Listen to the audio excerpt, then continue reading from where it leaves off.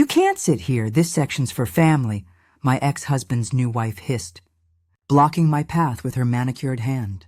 "My name is Margaret Lewis, and I am 45 years old." The air inside the chapel smelled of lilies and champagne, the scent of money that wasn't theirs. It was 2:47 p.m., the exact time my daughter Claire was supposed to walk down the aisle. Everyone rose, their chairs scraping the floor like a collective judgment. Vanessa, my ex-husband's new wife, smirked as if she'd won some quiet war. "Please, don't make this harder," she whispered, her diamond bracelet catching the light. I glanced toward the altar, where David sat beaming beside the minister, perfectly unaware that the property they'd rented, this estate they bragged about for months, legally belonged to me. The deed rested in my handbag, folded beside the invitation I was never sent. For 25 years I'd worked night shifts, stitched wounds, saved lives, and made payments they never knew existed. They thought I'd come crawling, desperate for a seat. They didn't realize the floor beneath them was mine. Still, this wasn't about revenge. It was about reclaiming something far quieter, my dignity. But how did I end up owning the place they used to exclude me from? That story began years earlier. What would you do in my place? Watch quietly or stand tall? Stay, the reversal lands fast. This story isn't about revenge. It's about dignity finally having a witness. Subscribe for more real stories where women reclaim power, truth, and peace after years of being underestimated. For 34 years, I worked as a registered nurse at St. Mary's Hospital in Richmond. The hours were brutal, the pay modest. But every exhausted night reminded me I was doing something meaningful. My husband, David Lewis, never understood that kind of satisfaction. He thrived on image, the car, the tailored suit, the right guests at dinner. I was the grounding force in his glossy orbit, the woman who remembered birthdays and balanced budgets while he courted admiration. Our daughter, Claire, inherited his taste for appearances by 17. She spoke more of fitting in than of belonging. I watched her measure self-worth through the lens of approval, the same way David had once measured mine. When he left me 15 years ago for a younger woman named Vanessa, the gossip was almost theatrical. I was 50 then, a discarded first act in someone else's love story. They said I'd retired broke, living on a hospital pension and sympathy. I let them believe it after all. Silence costs nothing, and it buys peace. What they never knew was that when David's company collapsed in 2010, the bank foreclosed on several assets, including his beloved weekend property. Rosefield Manor. I recognized the listing immediately. He used to boast about that estate like it was royalty. I made one quiet call to my attorney, Mark Feldman, the same man who'd handled our divorce settlement. "It's available," he said. "But you'd need to move fast." I moved within 48 hours, using the modest inheritance my parents left and a home equity loan secured by discipline. Not drama through a private trust. My name never appeared publicly. Rosefield Manor became my secret investment. The one thing David couldn't squander with arrogance. My closest ally through all this was Helen, a colleague turned friend who saw through facades better than anyone. She'd lost a husband to vanity too and knew the slow burn of invisibility. Her words became my compass. "Margaret, silence is only weakness when it hides truth, not when it stores power." I took that to heart. Claire's wedding was announced. I scanned the details online. Venue, Rosefield Manor. The name struck like a bell. My fingers hovered over the keyboard as I whispered to myself, "So you chose my house." The invitation never came. But I didn't need one. I already had ownership, and the moral right to witness the story they were trying to erase. I knew attending without telling anyone would expose more than just their arrogance. It would expose their assumptions. Every cent I invested in Rosefield Manor had a story attached to it. A night I worked double, a vacation I skipped, a luxury I told myself I didn't need. The estate went up for auction in 2010 after David's company imploded.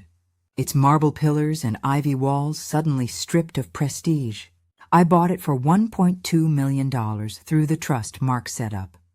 Rosefield Holdings, LLC, on paper. It was just another real estate investment. In reality, it was the one place I reclaimed from humiliation. Over 15 years, I paid down $880,000 in loans. Another $120,000 went into renovations, replacing the roof, rewiring the ancient ballroom, restoring the gardens David had once called his legacy, the final $25,000 covered licensing, permits and quiet legal work to ensure no one could trace ownership back to me. The sum total, just over $1 million, earned, not gifted, when the last mortgage payment cleared. I framed the release document. It wasn't vanity, it was survival proof. Evidence that endurance can outlast ego. My folder, labeled Rosefield Trust, held the deed, tax receipts, and every closing statement. Numbers that used to mock me in bank letters now spelled freedom. The inn became more than symbolic. It was profitable after renovations. I leased it to a reputable event company for weddings and retreats. My net monthly income was $9,400, more than any nurse's paycheck I'd ever cashed.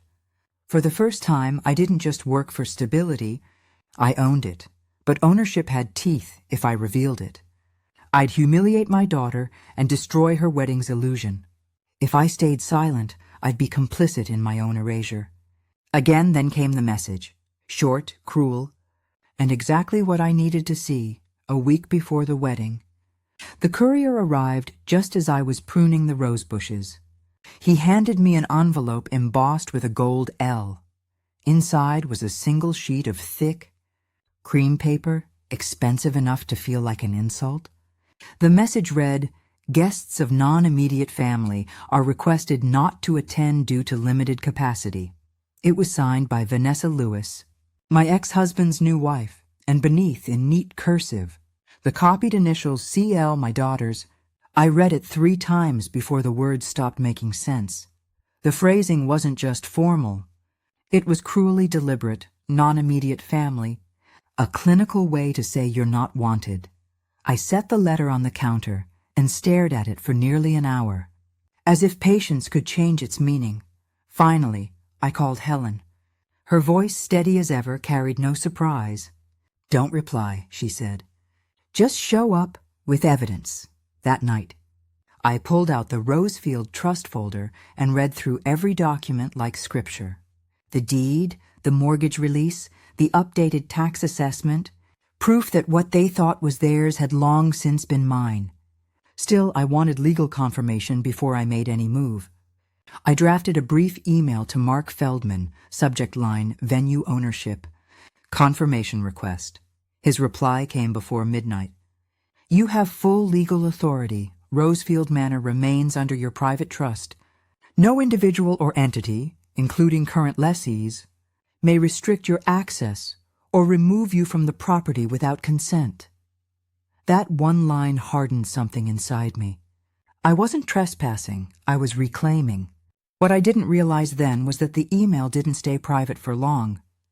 Within 2 days, someone on the event staff, likely an assistant copying schedules, leaked word that the original owner might attend by the time the wedding week began.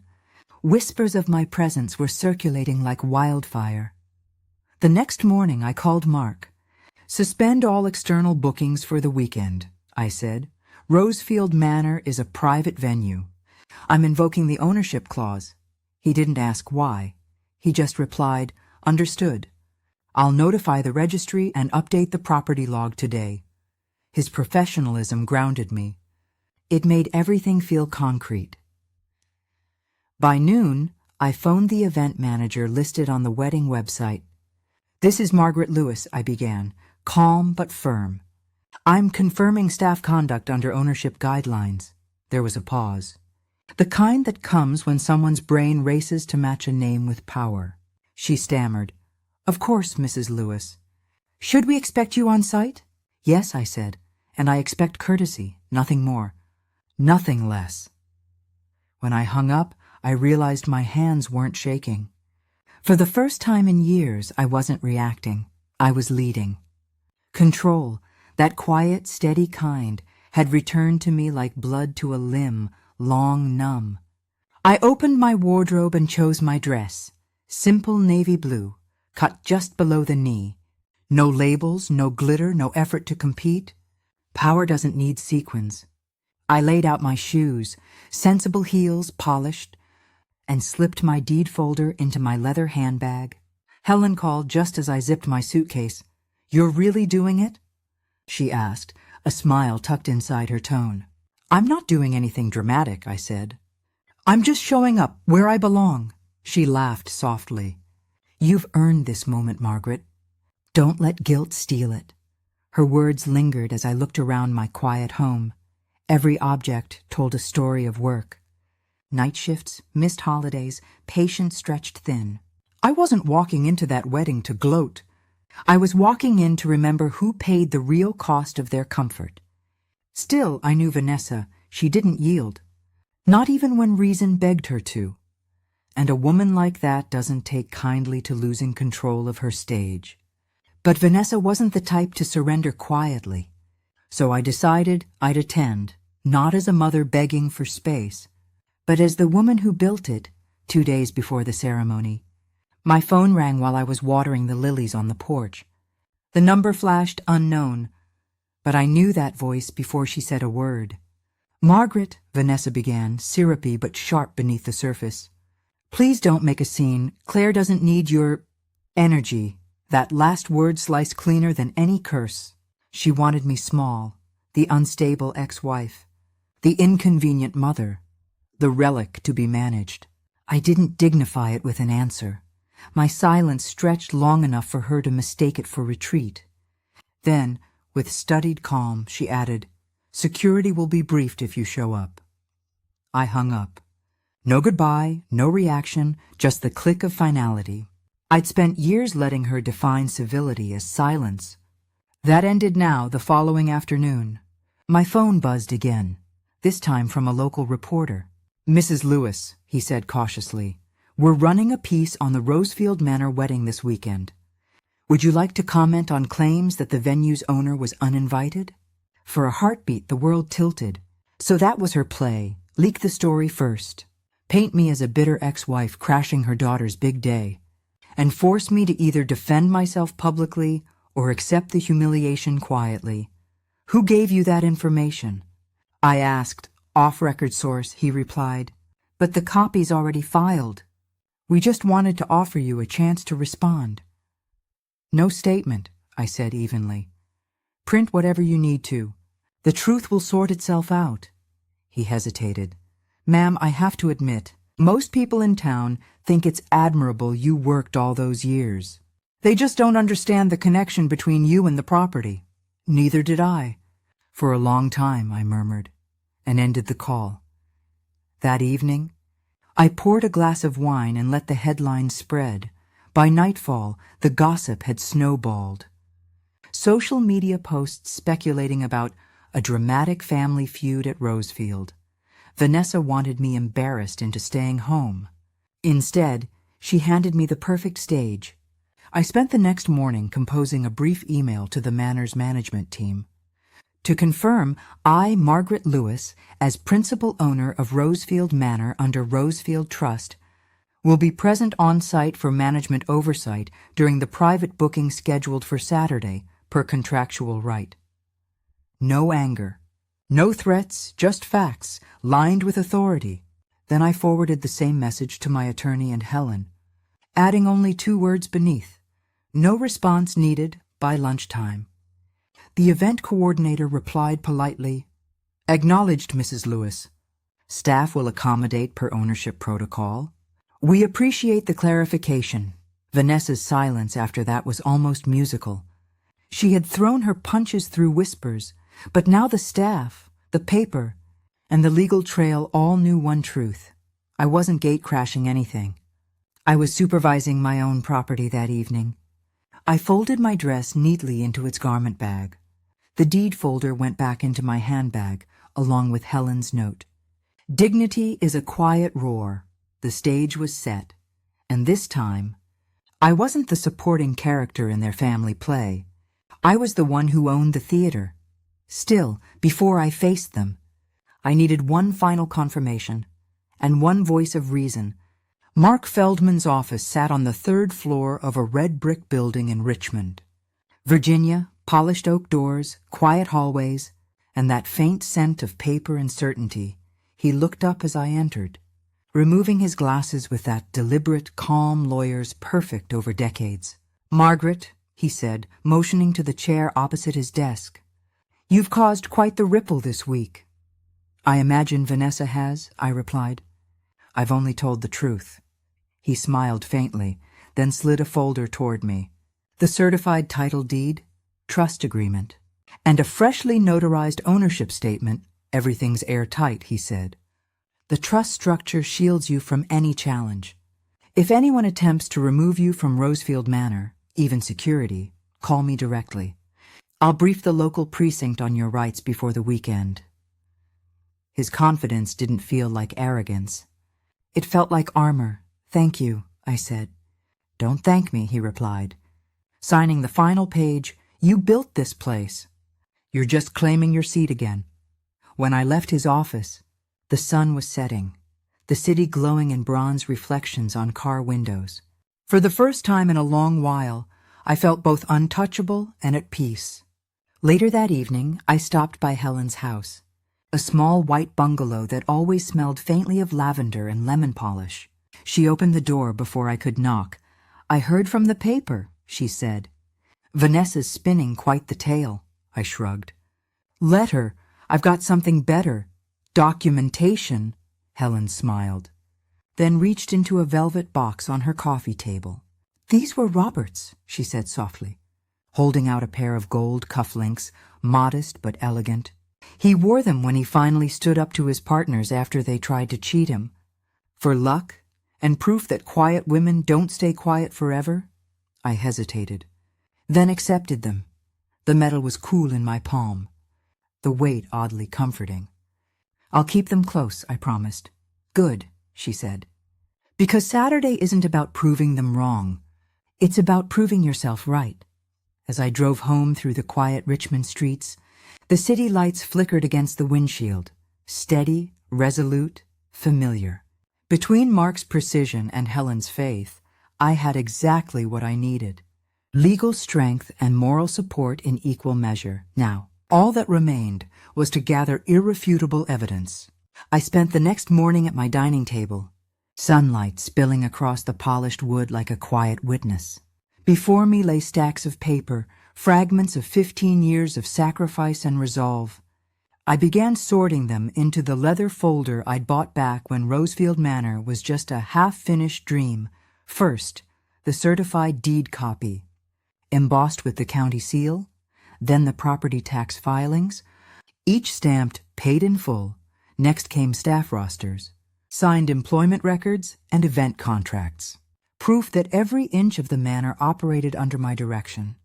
I slipped in the trust certificate, dated and notarized, with my name listed as primary beneficiary. I didn't stop there. I pulled up my inspection logbook, printed the CCTV timestamps showing my visits over the past quarter. 12:42 p.m., 3:08 p.m., 9:15 a.m., because dates, unlike people, never lie. Every document was labeled and tabbed in sequence, the result of decades in nursing charts and patient records. Accuracy had always been my shield. Now it would be my sword. When Helen arrived that afternoon with a basket of sandwiches, she watched silently as I stacked the folder closed and secured it with a brass clasp. "You could run a courtroom with that," she said. "I don't need to," I replied. "I just need one moment of truth." She smiled, her eyes proud but cautious. "Keep your heart steady, Margaret. Facts can win the war, but grace wins the peace." I tucked the folder into my handbag, next to the cufflinks she'd given me for the first time in years. I didn't feel like I was preparing for defense. I was preparing for clarity. "I put everything in a single folder for that night," I told Helen quietly. "If Vanessa tries anything, she'll learn that silence doesn't mean surrender." The room fell still. The air calm yet charged, I knew I was ready.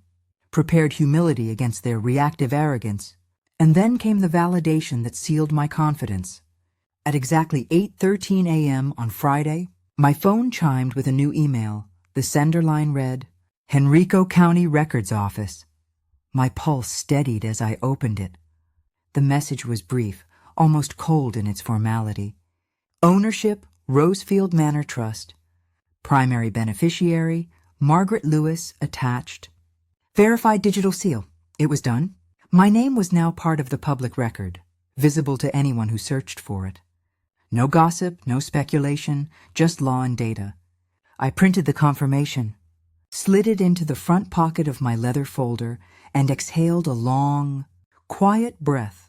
For 15 years, I had paid, maintained, and repaired every inch of that property. Now, in a single digital document, the truth stood beyond denial. Later that afternoon, Helen called, "Did you see the announcement in the Gazette?" She asked. I hadn't, until she read it aloud.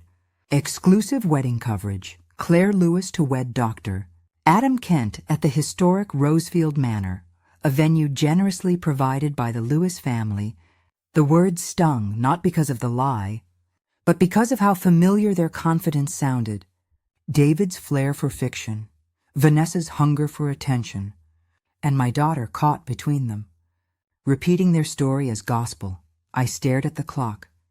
24 hours until the ceremony. The press was already booked. Photographers confirmed and staff briefed. They thought they owned the stage, but they didn't know they were standing on my floorboards. I closed my laptop, feeling the hum of anticipation in the silence. Every detail was now aligned, my ownership verified, my proof secured, and my calm restored. The next move would be theirs, but the outcome was already mine. And so, on that sunny Saturday, I drove to the manor for the reckoning they never expected, at 2:45 p.m. I stepped beneath the rose-covered archway that framed the entrance to Rosefield Manor's garden, the scent of lilies mingling with late summer air. The quartet's violins paused for a beat as guests turned their heads toward me. My heels clicked against the flagstone path, steady and deliberate. The sound of a woman who no longer asked for permission. A murmur rippled through the rows of white chairs. "Is that her?" Someone whispered. Vanessa, standing by the aisle in a pale lavender gown, froze mid-smile. Her hand flew to her chest, then her voice rose, sharp and brittle. "Margaret, you can't sit here. This section's for family." Security moved almost instantly, but before they could reach me, Ellen, the event coordinator, intercepted. She flipped through her clipboard, eyes widening. "Hold on," she said to the guards. "Mrs. Lewis is listed as the venue owner." The word landed like thunder. David, standing near the altar, turned ghost white. The photographer lowered his camera, uncertain. Guests shifted uncomfortably in their seats. The fragile politeness of high society cracking under curiosity. I gave a small, calm nod. "That's correct," I said. "Please continue." "I'm only here to witness." The ceremony stumbled forward. The vows recited through trembling voices. Claire avoided my gaze, her bouquet trembling in her hands. I stayed quiet, folding my fingers together. My leather folder resting on my lap. It wasn't defiance that held me steady. It was peace during the reception. I sat alone near the head table. Vanessa's laughter returned, brittle and loud as she toasted herself. "To new beginnings and to family that knows their place," she said, her eyes flicking toward me. I rose slowly, walked to her table, and laid my folder down. "Let's talk about that," I said. My tone even. Vanessa leaned back, smirking. "You've no right to be here." I unlatched the folder, drew out the deed, embossed, sealed, undeniable, and slid it across the linen. "Actually," I said softly, "every brick here says otherwise." A nearby reporter, hired to cover the society wedding, turned his camera toward us. The click of the shutter punctuated the silence. The murmur grew. Someone gasped. David lunged forward. Voice breaking. "You're lying. This was my property." the attorney overseeing the event's permit.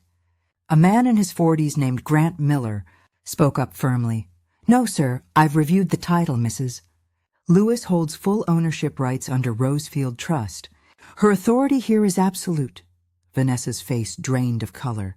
You planned this," I met her eyes. Calm as stone. "No, you planned the wedding." "I just never surrendered the home." Then I leaned closer, voice low but clear enough for every nearby guest, and every camera to hear. "Funny, Vanessa," I said. "This section's for family, remember?" The moment hung, sharp as crystal, then laughter. Hesitant at first, then full-bodied. Spread across the tables, even the officiant chuckled softly. The reporter's flash went off again, catching Vanessa's frozen expression. David's jaw tight and my calm smile in one frame. Claire's chair scraped the floor as she stood, trembling. "Mom," she whispered, "you own this place?" "Yes," I said quietly, "and I've been paying for your dreams long before today." Her eyes filled. Torn between shame and realization, she sank back into her chair, her new husband placing a tentative hand on her shoulder across the garden. The staff I'd hired years ago exchanged knowing glances. The same men and women who'd watched me scrub the kitchens and repaint the shutters were now witnesses to truth finally being spoken aloud. David tried one last time to save face. "You've embarrassed us," he hissed. "No, David," I replied. "I reminded you where your comfort came from, Grant." The permit attorney cleared his throat. "Legally speaking, Mr. Lewis, your ex-wife's rights supersede any private invitation? She was well within her authority to attend." A few guests clapped. Vanessa turned sharply toward them, but her polished smile faltered as phones rose discreetly, the crowd capturing what was no longer her event. The music faltered, the air thick with embarrassment, awe and quiet vindication. For 25 years I'd worked unseen. Now dignity stood visible, paper-bound and undeniable. I gathered my folder, closed it carefully, and gave the briefest of nods to the stunned officiant. "Please," I said softly, "continue your celebration." And as I stepped back, the crowd parted, not in rejection this time, but in silent respect. Cameras followed, whispers trailed, and I could almost hear Helen's voice in my mind. "Grace wins the piece." That afternoon, under the rose arches I once planted by hand, justice didn't roar. It simply stood there, dressed in navy blue, holding her head high, but Vanessa wasn't finished. She tried one last desperate move. "Fraud!" Vanessa hissed, brandishing a crumpled sheet of paper as if it were a sword. "This house was illegally acquired." Her voice sliced through the murmurs of neighbors gathered by the gate. My heart clenched, not from fear this time, but from disbelief that she would stoop this low mark, already standing near the porch. Didn't flinch. "May I see that document?" he asked, his tone as calm as a solicitor in chambers. She thrust it forward with trembling fingers, triumph flickering in her eyes. He studied it briefly, then exhaled. "This," he said, holding it up to the light, "is a photocopy of a title deed from 1994. The original was updated when your father refinanced. Forgery's a felony." "Vanessa." A ripple of silence spread through the onlookers. Even the wind seemed to still. The officers nearby stepped forward, their expressions neutral but firm, and guided her toward the waiting car. And just like that, the noise faded, replaced by clarity by Monday morning. The front page of the Richmond Daily carried a headline that made my coffee taste sweeter than any sugar ever could. "Fraud allegations at Rosefield wedding. Venue owner cleared of all claims." Vanessa's photo sat beneath it, eyes wide and uncomposed. The accompanying article stated that she was under investigation for filing falsified property documents. Her sources had already recanted, and her lawyer declined to comment. David issued a statement the following day, calling it all a painful misunderstanding. That was his language for disaster. Words that skirted truth while trying to look polished. I didn't respond. I didn't need to. The silence now belonged to me that Wednesday. I heard a soft knock at my door. When I opened it, Claire stood there, red-eyed and trembling. I didn't know. "Mom," she said, voice cracking, "I thought you just didn't care anymore." Her words didn't sting. They softened something that had been rigid for years. We sat at the kitchen table where she once did her homework. 2 cups of tea between us, and talked until dusk. Not about money nor inheritance, just about respect, boundaries, and how easy it is to believe someone else's version of a story when it's repeated enough times. She apologized again and again, but I stopped her. "Claire," I said quietly, "you don't owe me an apology for being misled. You only owe yourself the truth, and the courage to see it, for the first time." She looked at me not as a relic of her father's past, but as a woman who had built something on her own. She promised to visit again soon. And this time, I believed her. Later that week, I met with Mark to update the venue's charter. We added a new clause. 10% of all future event profits would go to a fund for single mothers returning to work. Helen cried when I told her. "You've closed the loop, Margaret," she said. "Turned pain into purpose." The legal dust settled quietly. Ownership reaffirmed, Vanessa's charges logged and pending. The papers moved on to other scandals.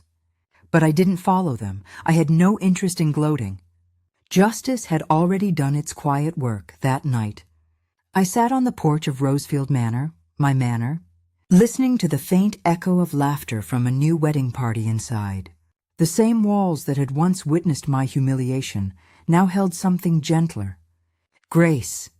When I finally went to bed, I didn't replay the confrontation or the headlines. I just felt the stillness of a life finally unburdened. Peace, as it turns out. Isn't loud, it's earned. 6 months later, Rosefield Manor gleamed under a canopy of soft lights and early spring blossoms. The ballroom was alive with music, laughter, and women whose stories mirrored fragments of my own. Single mothers, caregivers, quiet fighters rebuilding their lives one steady step at a time. It was our first charity gala, and Claire had volunteered to help. She moved through the crowd with a quiet confidence I hadn't seen since she was little. Her voice warm, her smile unforced. Every so often she'd glance toward me and nod. As if to say, "We're all right now." Helen stood near the back, her silver hair catching the light. "You did it," she whispered when our eyes met. "You turned pain into a foundation." I thought of the years I'd spent working nights, of the accusations, of the long silence that had once felt like exile. None of it seemed wasted anymore. Every hardship had paved the road to this moment. Not for revenge, but for renewal. I took the microphone near the end of the night and said simply, "Silence isn't surrender when it's backed by truth. Boundaries aren't cruelty. They're love with structure." The room fell still for a heartbeat, then erupted in applause. Helen clapped the loudest. Claire wiped her eyes. As the music rose again and the guests returned to dancing, I stepped outside for a breath of cool air. The manor lights shimmered against the dark, and for the first time in decades, I felt entirely at home, not because I owned the place, but because I finally owned my peace. And if you've ever been underestimated, this next part is for you. What would you have done if your own family erased you from their lives? Rewritten your place in their story as if you'd never existed? Would you have walked away quietly, or walked in with proof that your worth was never theirs to measure? Some would call what I did revenge. It wasn't. It was reclamation. The quiet kind that doesn't shout or gloat, just stands its ground and lets the truth breathe. Because sometimes, the most powerful thing you can do is not fight for a seat at their table, but build the table yourself. If this story stirred something in you, a memory, a boundary, a reminder that dignity never ages, I want to hear from you. Tell me in the comments, what would you have done in my place? I read everyone. And if you believe stories like this matter, stories where justice and self-respect outlast betrayal, subscribe and tap the notification bell so you never miss one. These aren't fairy tales, they're lessons lived. Your support through Super Thanks helps keep these stories alive for the women who still think silence means defeat. It doesn't. It just means patience before truth arrives. Now tell me, which city are you listening from tonight? Subscribe for more Dignity First stories,